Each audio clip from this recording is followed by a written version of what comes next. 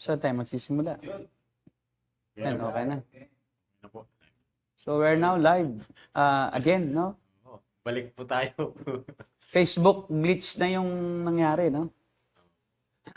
Merong medyo nagkaroon po ng problema dun sa ano ng Okay. So padaanan lang natin ng mabilis kasi nag-overtime na rin tayo. So we encourage you to watch for us kasi itutuloy natin ito. Opo, tuloy na lang. Atin lang i-conclude ito. I-recap lang natin, no? Tama. Ng mabilis and then we will continue next Tuesday, no? Next Next week, no? So, yun. Pinag-aaralan natin, no, yung apat na views, no? Isa tayo naputol. Yung unang view ay dispensationalism. Yun yung kay Darby. No? Yung dispensational premillennialism. Na pinaniniwalaan yan mostly ng mga Pentecostal, mga charismatics, with variation, no? Kasi meron din naman na naniniwala na ngayon na rin yung kingdom, ngayon na rin yung millennial kingdom. Kaya kingdom now theology. Kingdom now theology. At kaya sasakupin natin, tayo maghahanda ng muling pagbabalik ni Kristo and after that judgment, no? Ngayon na yung millennial kingdom, pero figurative, kailangan pa natin talagang kumplituhin ngayon. Kumbaga, naghahari na si Kristo sa lupa, pero kailangan nating ganapin yung paghahari niya. Tayo na ang instrument niya sa paghahari niya. At pagganap na nating na-conquer ang mundo, ayon doon sa mga kingdom now theologians, ay darating si Jesus pag naayos na natin. So we are the ones who would prepare Usher po the second coming. Tayo ang ushers ng kingdom. Diba? Kaya nga sila ay, we are the special. Kaya mayroon tinatawag sila. Kasama dyan yung mga NAR, yung New Apostolic Reformers na sila Chian, yan, si Peter Wagner, siya yung father of modern New Apostolic Reformation. Doon sa kanyang aklat na ni Rick Wagner na The Shepherd's Staff, doon niya ipinakalat yung kanyang katuruan na kasi nga tayo ngayon yung gagamitin ng Diyos para siya makarating sa mundo. Kasi kung hindi natin mapaghaharian ang mundo ng mga Kristiyano, hindi darating si Kristo. So kaya, kayo na ang kingdom. No? Pre-mill din, di ba? May kingdom pero ngayon na. Di ba? Bago dumating si Kristo. Kaya pre-mill pa rin. Kaya lang now na. No. Hindi maghihintay tayo.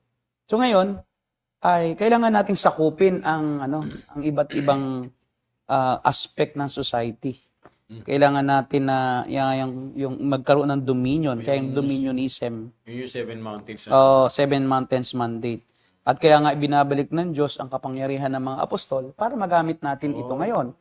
Yung mga miracles, mga healings, yung mga mga supernatural na pangyayari, mga gawa ay magkakaroon. Kaya kailangang ibalik yung opisina ng apostol para din bumalik yung kapangyarihan ng mga apostol. At para handa na natin ang mundong ito. Yan. Kaya lang in their dreams, hindi ngayon ang kingdom. Darating pa yun. At hindi tayo ang magtatayo nun. Si Kristo ang magtatayo ng kingdom. Nagkamali sila sa timetable. Kaya halos pareho din ang premillennialism lamang ngayon na. Ang premillennialism, naniniwala sila na future din, bago dumating si Kristo, ay magkakaroon muna ng millennial kingdom. Bago dumating ang wakas, magkakaroon muna ng millennial kingdom. Kaya ang sunod, yung historic premillennialism. Na itong historic premillennialism ay pinagkakamali ng napakarami doon sa dispensationalism. Kaya binibintangan si MacArthur na dispensationalist. Pero ang totoo, siya rin ay historic eh. Kaya lang di niya masabi na siya historic. So, I don't know kung talagang siya dispensationalist. Kasi hindi niya pa ma-arrange yung kanyang sarili, ma-align yung sarili niya na ay ma-historic premillennialist. Pero the way po siya, pastor, na magpaliwanag about sa premillennialism, parang leaning niya historic talaga. Historic. Hindi siya dispensational na parang si Darby na hindi rin siya naniniwala sa mga mountains di ba? At sa premillennialism na historic ay andyan ang mga adherents niyan ay yung mga naunang mga church fathers. Gaya nila Polycarp, nila Ignatius, no? Sila Chrysostom. Yan, sila Chrysostom. Alam po si John Chrysostom, ano po siya? Hindi po ba siya galing sa Antiochian Church? Doon siya naging principal siya naging presidente ng Antiochian School of Theology. Yan. So, hindi siya dispensationalism, hindi yan kay John Darby. Kasi si John Darby ay lumabas lang noong 1800s nga. So, from 1800 to 1882, 82 years siya namatay. Galing siya sa Plymouth Brethren Church. So, siya ay author at siya yung nagpakalat ng dispensationalism. At siya rin yung nag-divide sa iba't ibang age ng mundo sa 6 na division. Eh, yung millennial age, yun yung ikasika-anim. Millennial age, na may salvation din doon, may dealing ang Diyos na kakaiba sa panahon yon. At sa London niya nag-umpisa, no, si Darby. At yun ang nagpauso ng premillennialism na dispensational. Kaya sinasabi ng mga amillennialists na bago lang ang dispensationalism. At kaya lang, akala nila bago pa rin lang ang premillennialism. Hindi nila alam, mas bago sila kaysa sa premill. Di ba? Kasi si Augustine ay siya lang naman ang nag-propose, anong proponent ng amillennialism. Prior to St. Augustine, na si St. Augustine ay noong 354 AD siya pinanganak, no? At siya ay nagkaroon ng posisyon sa True Church, no? Before naging prominent ang Roman Catholicism, bago pa lang kasi na naging Catholic ang True Church, yung Christian Church, no? Kasi 313 AD lang naging official religion of Rome ang Christianity. Eh siya isinilang 354. So just very near doon sa Roman Catholic establishment of the Roman Catholic Church. Kaya nga tinuturing siyang theologian both ng Reform at ng mga Roman Catholic. Kasi siya yung nagdudugtong doon sa dati na early church at sa Roman Catholicism. Siya yung theologian na parehong ginagalang ng dalawang grupo, ng mga Romano Katoliko at mga Protestante. At may mga Protestante na nag-retain nung kanyang doctrine ng amillennialism na wala ng Israel. Hindi na, nalipat na ang pangako ng Diyos sa Israel sa church. So wala nang, ang mga pangako ng Israel sa church ay nalipat sa mga Hudyo ay nalipat na sa church. There's no more promises of God for the Jews. At yun ang sinundan ni Luther, yung view din ni Augustine. Kasi Augustinian si Luther. Augustinian priest. At noong siya ay sinulat yung City of God.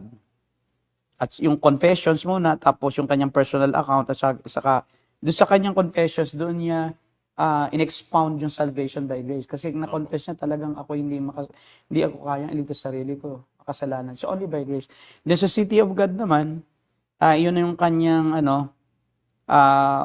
in-encourage ang mga Kristyano na ang mga Romans ang talagang tunay na kakampi. At ang Rome ng Church of Rome ang City of God. At yan, na-influence siya nila Cicero, Aristotle, Virgil, at sila Kierkegaard, sila ay sila ang product ni Augustine. Saka si Nietzsche, Thomas Aquinas, si Thomas Aquinas, Bernard of Clairvaux, then Martin Luther and John Calvin. They look up to Augustine, itong mga theologians na to. And na-shape yung kanilang theology from the book of Augustine. So yun, so ang premillennialism ay naniniwala, ang historic ay naniniwala, premillennialism na sila Polycarp, actually ang mga apostles, historic premill even mga Jews, no? Ang mga Jews, lahat ng Hudyo naniniwala na may 1,000 taon na literal na paghahari bago magkaroon ng bakas. So pag ikaw ay Hudyo, sigurado ako na premillennialist yun. Millennialist.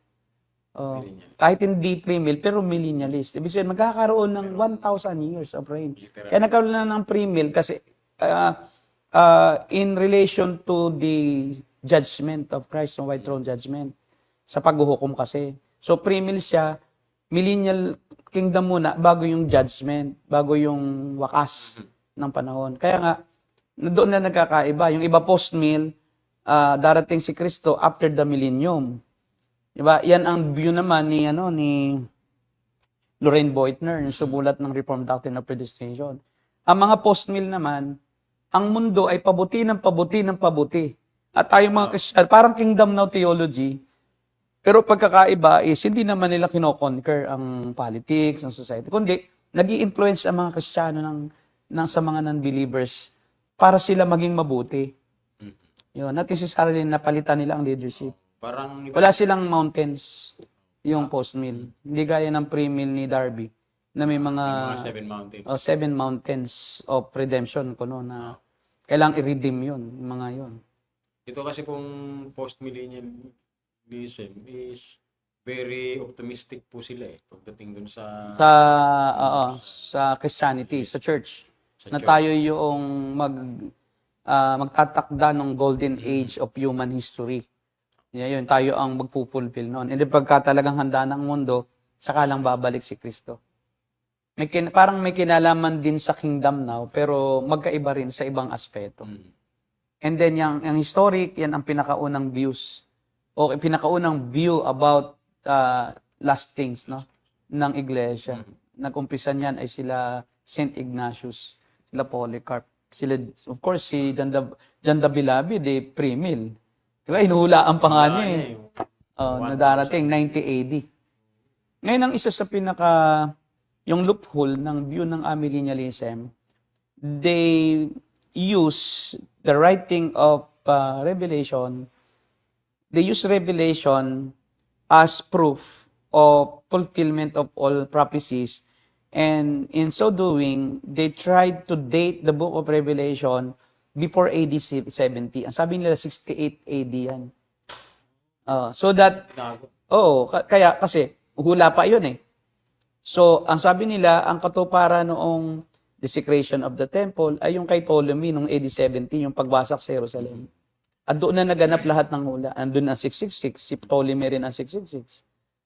Siya yon. Figurative lang iyon para kay Ptolemy. Ang Roman government, yun ang kaharian, yun ang Babylon. Yun ang Babylon para sa kanila. Kaya nga, para yung Revelation ay tapos na, sinabi nila na yung Book of Revelation ay nasulat bago yung AD 70. 68 AD daw. Ang problema ngayon, naging modern na yung mas marami ng nakatuklas ng mga iba't ibang yung antag dito. Yung mga nagbubungkal ng lupa. Archaeologists po. Ay mga archaeologists, marami silang mga artifacts na nagtuturo na naglilink sa Book of Revelation. AD talaga.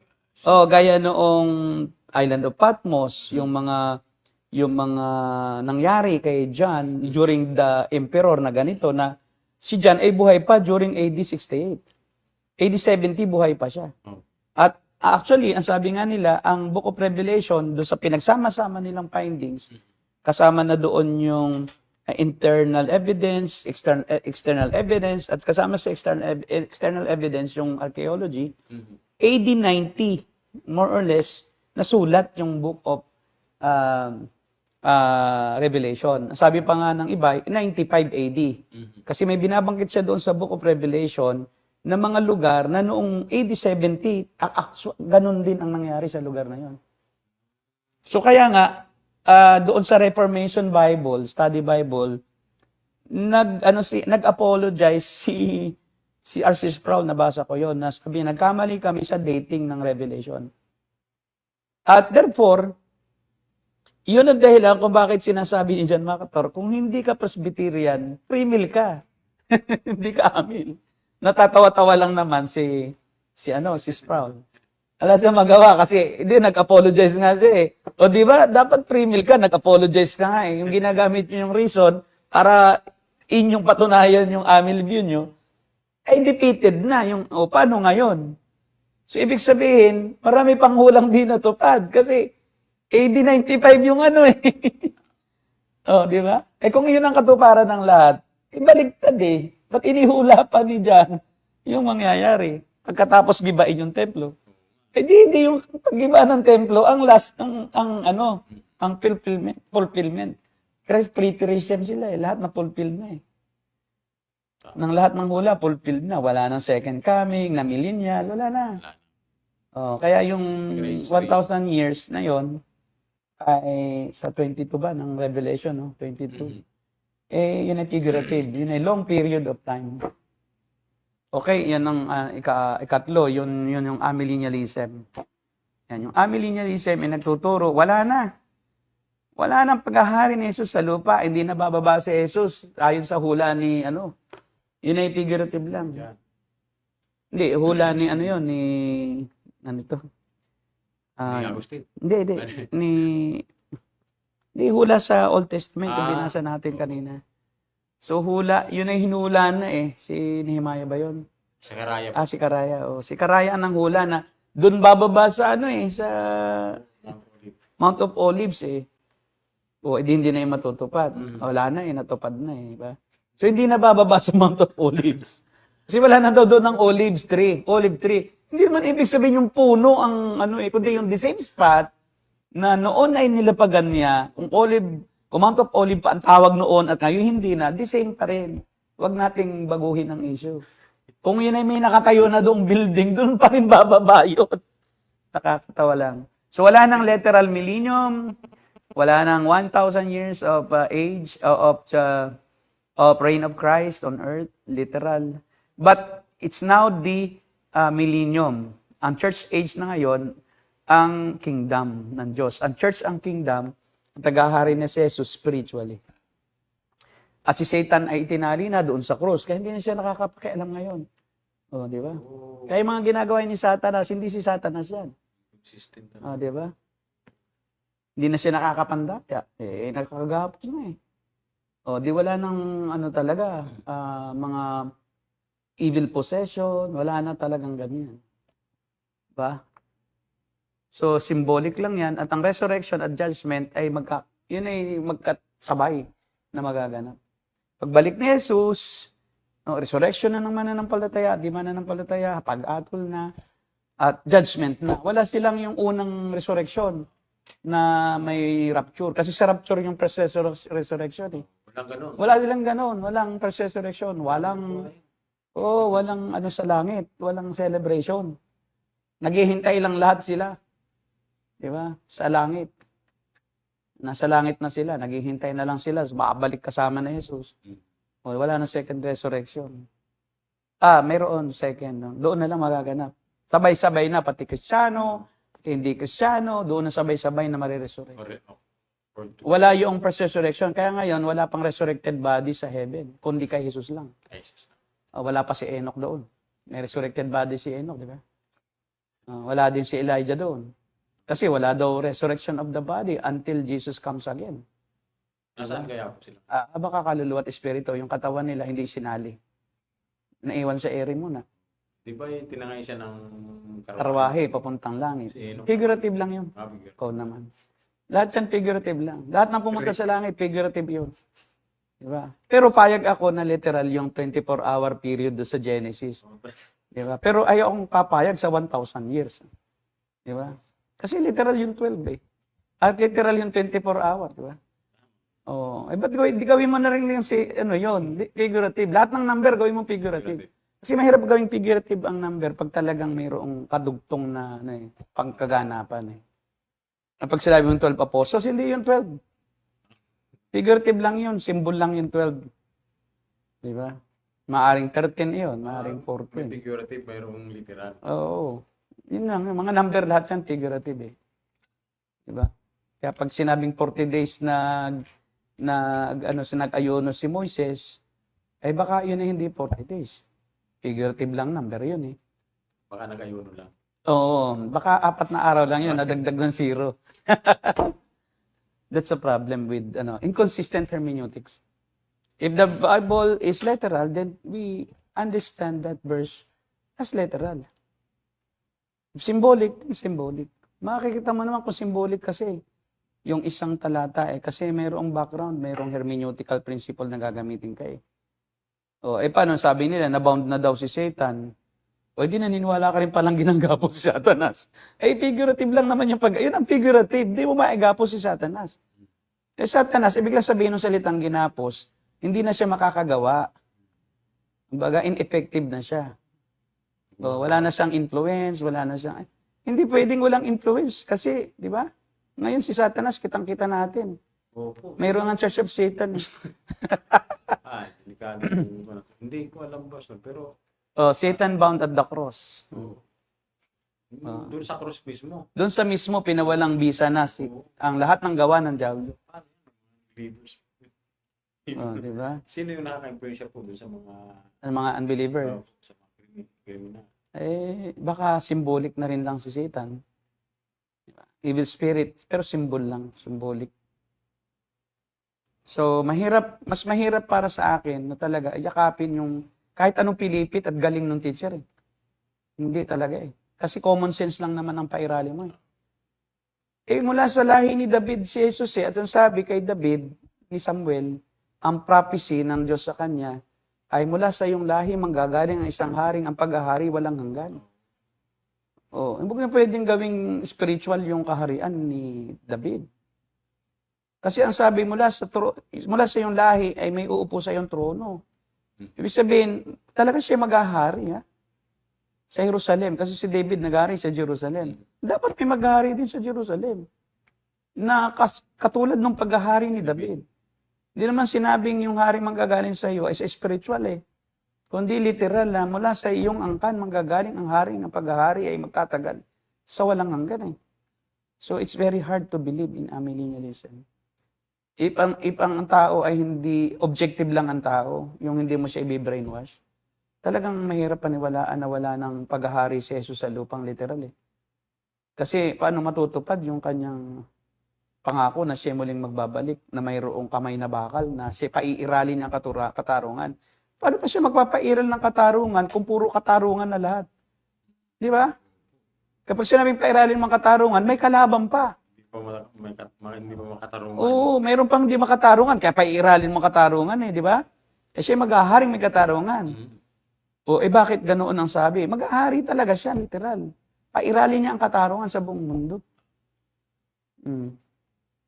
Yun ang golden age ng history ng mundo, yung millennial kingdom. Nababalik muli ang mundo sa kasaganaan. Lahat ng bansa, talagang yun na yung socialism.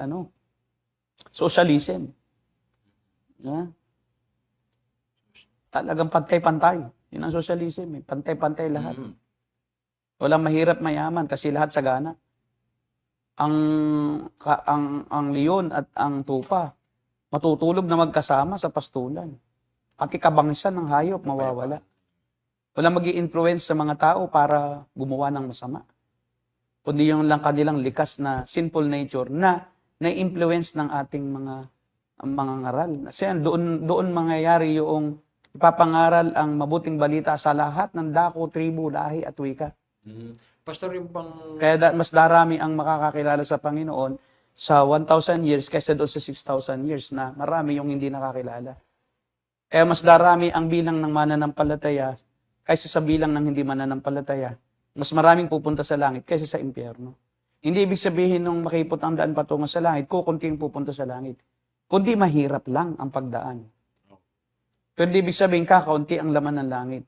Common sense, ang Diyos ba patatalo sa bilang kay Satanas? Imagine. 1/3 nga lang. Kahit nga yung angel ni Satanas, 1/3 lang Kasi ayaw naman ng Diyos na ako papatalo sa nilikha ko lang, di ba? Pati yung bilang ng taong pupunta sa impyerno, mas marami. Kaya nga may millennial kingdom Subukan mo ngayon na puntahan yung Sentinel Island, yung Sentinelese. Kaya pinuntahan ng isang missionary na nagsasarili. Di patay siya. Kasi akala niya sisikat siya dahil sa kanyang ginawa. Sumikat nga siya dahil sa kanyang, ba? Walang common sense Pupunta ka roon, alam mo naman ng mga pumapatay nga ng tao. Helicopter nga na nagbabagsak ng mga ayuda pinapahana pa. May lalapit doon, papanain. Wala talagang nakalapit doon na hindi pinaalis. Tapos ngayon, paano iyon? Maaabot sa panahon ngayon kung wala. Sa millennial kingdom, sa isang kisap mata, dahil may glorified body sa mananampalataya, pag pinapunta ka roon, isang matisap, naroon ka na. Papatayin ka, di ka mapatay. May glorified body ka, di ka tatagblad. Yun pong millennial kingdom. Nakabind po si Satan. Hindi nakabind na parang literal. Kundi, he will be losing his power and his in his role as the deceiver. He will not deceive. He will not influence the mind. Okay. Humans will sin based on their instinct, but not based on influence of Satan. Wala na rin si Satan sa, yun yung lahat ng mountains naroon na, sakop na lahat. Hindi yung ngayon na sila ang sasakop. Sa Millennial Kingdom magaganap yon, yung culture, television, government. All presidents of the world are all Christians. There's no president sa buong mundo, sa lahat ng bansa na hindi Christian. Lahat Christians. Oh. At ang mga kasama ni Jesus na mga maghahari ay mga mananampalatayang may binago ng katawan. Hindi na sila namamatay. Paano hindi maniniwala yung pinapangaralan natin? Eh sila tumatanda, tayo hindi. Oh. Dahil tayo ay mayroon ng katawang maluwalhati. Oh, tapos bigla tayong mawawala sa isang iglap sa kanilang paningin. Eh paano hindi maniwala? Tapos si Jesus nakupo sa trono at siya nag-uutos sa lahat. Siya ang nagahari sa buong mundo. At ang ekonomiya malago. So yung mga mananampalataya sa labas ng kingdom, mamamatay pa rin sila. Pero agad-agad silang mariresurrect. Kaya maraming mga ang resurrection, maraming cases, hindi lang sinasabi ng mga amil, dalawa lang. Isa lang beses lang. Hindi. Even during the millennial kingdom, mayroon pa rin non-believer sa paligid. Kaya nga may evangelism eh. Kasi hindi po purisahin ni Jesus na maniwala ang tao. Diba? Kailangan pangaralan sila and the Holy Spirit will still be the one to convict people of their sins. And then, pagkatapos noon, millennial kingdom, yun, darating na ang wakas. Lilipulin. Magkakaroon kasi ng short rebellion eh. Si Satan, sabi doon, bibigyan ng pagkakataon si Satanas na muling mandaya. At doon sa Megiddo, yung last battle, Armageddon. And we believe that that's real. During the millennial kingdom, uunlad kasi lahat eh. Yung Megiddo, magiging siyang maunlad na bansa. Magiging maunlad yun na lugar during the millennial kingdom. At doon iipunin lahat. The same spot. Kung ano yung sinabi ng Biblia, matutupad yun, hindi yung figurative. Yung Megiddo, yun din yung naging lugar nung battlefield nung ilang araw lang na war yun. Between Israel and Syria, Assyria, Egypt. Na pinagtulungan din ng Israel, Battle of Megiddo rin. 6-day war. Yung plain 6-day war. After the World War II, di ba? Ayaw kasi ng mga bansang itong maging bansa ang Israel eh. Pero natalo nila. Ganun din. Yun ay reflection lang nung magaganap sa future na magkakaroon din ng digmaan muli. Doon magaganap yung last battle or Armageddon. Lahat ng mga naniwala kay Satanas, mag-iipon-ipon doon. Magre-rebelde sila laban sa atin ng mga nagahari during that time. Kaya nga isang iglap lang sila ipupugnawin ng apoy mula sa langit. Yun yung Armageddon. And after that, yung new heaven and new earth. After that, yung judgment, yung last judgment. Ang tawag doon, Great White Throne Judgment o GWJ. Na lahat ng hindi mananampalataya, bubuhayin na yun. Kasi mauuna mo na yung resurrection ng believers. Yung mga hindi mananampalataya, maghihintay sila ng pagkatapos ng millennial kingdom. Doon lang sila harap. At sila'y huhukuman ng pagdusahan na ang kanilang kasalanan ng may tanong si Ber. Anong tanong ni Kaber? Kaber, tayo po ay may next pa sana nandito kayo. Walang tao makakabilang sa dami ng mga tao na ligtas ng panahon ng The Great Tribulation na nangamatay. Ngunit nakapasok sa kalangitan. Walang taong makalabilag. Doon po yun magaganap. Sa Great Tribulation po, hindi pa doon yung kaligtasan ng napakarami. Yung pong kaligtasan ng napakaraming tao ay magaganap sa Millennial Kingdom pagkatapos ng Great Tribulation. Sa Great Tribulation nga, kukunti nga ang maliligtas doon eh. Sa panahon yun, biruin mo, lahat pinapatay, tatatakan. Talagang ang magtiis hanggang wakas, maliligtas. Yun ang maliligtas. Yung pagtitiis doon is declarative, hindi siya imperative. So yung maliligtas doon, yun ang talaga magtitiis hanggang wakas. Hindi yun magpapatatak ng kusa. Pwede silang matatakan, pero by force, hindi din sila mawalang kaligtasan. Or by intimidation, or by yung pinanaka, may tatak na agad. Hindi po nawawala ang kaligtasan ng tatak kasi hindi na by grace yun. O hindi, yung nawala ang kaligtasan, hindi nawala ang kaligtasan, kundi yung mga nagpatatak di talaga ligtas yun. At kusa sila nagpatatak. Yun talaga ay sa impyerno yun. At nagpatatak sila nga roon para sumamba sa halimaw. They exchange yung truths of the gospel na narinig na nila before the Great Tribulation. Hindi sila talaga naniwala at pinili na nila talaga na sambahin si Satanas. Hindi po magaganap yung pagdami ng mga mananampalataya kasi napaka-iksi ng 7 years para lahat ng tao ay mapunta at mapangaralan nung 144,000 lang. So magaganap po yung pagdami ng bilang ng mga mananampalataya na hihigit sa bilang ng mga hindi mananampalataya sa panahon ng simula ng panahon nila Adan at Eva hanggang sa bago ang Millennial Kingdom. Marami ng taong namatay. Mas marami siyempre, of course, ang namatay during the age of the 6,000 years, kung aabot pa ng 7,000 years. Maraming tao ang mamamatay sa panahong ito bago ang Millennial Kingdom na talagang sa impyerno. Dito ngayon, makipot ang daan sa panahong ito. Pero sa panahon ng Millennial Kingdom, maluwang na ang daan patungo sa langit. At wala na rin si Satanas para i-please yung pleasure, yung flesh ng tao. Wala na.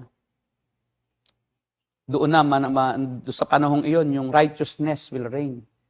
And aalisin na rin yung influence ng masamang kaisipan sa tao na pati hayop aamo. Kaya nga pati doon yung sa Zechariah nahula na yung tupa at ang leon ay magkasamang manginginain sa gubat. May kapayapaan pati sa animal kingdom. Sa lahat ng tao. Yung mga hindi mananampalataya ay mababait. Nakikinig ng pangangaral. At marami ang mananampalataya. Dahil bukod sa Holy Spirit, yung miracles, kabi-kabila, mga supernatural na mga gawa, ay talagang ang Diyos ay magpapakita doon sa panahong yan ng mga kababalaghan. At doon, mas higit na darami ang mananampalataya. Kasi siyempre, yung panahon na yun, walang digmaan. Darami ang tao. Kasi kaya ang tao ay malimit na may mga period ng history na kukunti ang population kasi may gera. So, ang mga lalaki nasa gera lahat. O, hindi dumarami ang babae. O, walang nagpaparami. So, dumiliit ang populasyon. Nangangamatay yung mga tatay. Kaya yung mga babae, pinapaasawa na lang nila kung kani-kanino, yung mga namatayan ng asawa. Ang hindi tanggapin na asawa yung namatayan ng asawang sundalo, doon ka sa digmaan. O, libre. Inyo na, mamili kayo. Mga panahon, mga kultura noong unang panahon. Kaya kailangan nila ang magparami noong panahon yun.